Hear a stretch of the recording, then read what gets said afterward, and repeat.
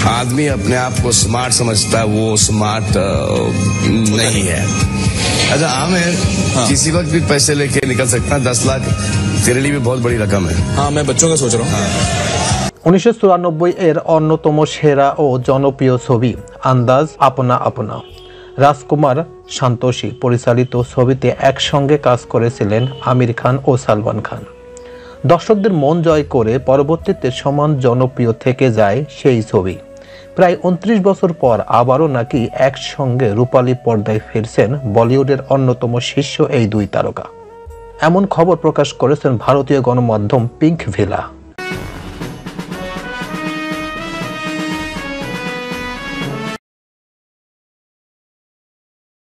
তিরিশ বছর পর একসঙ্গে পর্দায় আসছেন আমির সালমান। জানা গেছে গত সপ্তাহে সালমান খানকে দেখা গিয়েছিল আমির খানের বাড়িতে। আর তারপর থেকে দুই খানের সাক্ষাৎ কেন হতে পারে তা নিয়ে তৈরি হয় জল্পনা কল্পনা। পিঙ্ক ভিলা বলেছে, সালমান এবং আমির গত মাসে কাজের কারণে নাকি একাধিকবার দেখা করেছিলেন। তাদের মতে সালমান খানকে একটি নতুন ছবিতে অংশ নেওয়ার প্রস্তাব দিয়েছেন আমির খান, যা তিনি তার ব্যানারে আমির খান প্রোডাকশনের অধীনে নির্মাণ করতে ইচ্ছুক। আমির খান গত 6 মাস ধরে তার পরিচালক আর.এস. প্রসন্নার সঙ্গে তার আসন্ন সিনেমার স্ক্রিপ্টের উপর কাজ করছেন। আর সেই সিনেমায় চূড়ান্ত খসড়া হাতে থাকায় আমির বিশ্বাস করেন সালমান খান তার সিনেমার একটি চরিত্রের জন্য সবচেয়ে উপযুক্ত হবেন। তাই তিনি সালমানকে ছবিটির অংশ হতে প্রস্তাব দিয়েছেন। আর সালমানও সেই সিনেমায় কাজ করতে আগ্রহ প্রকাশ করেছেন বলেও বলা হয়েছে এই প্রতিবেদনে। অভিনেতা হিসেবে উক্ত ছবিতে কাজ না করলেও শোনা যাচ্ছে ছবির সঙ্গে ওতপ্রোতভাবে যুক্ত থাকতে চলেছেন আমির খান।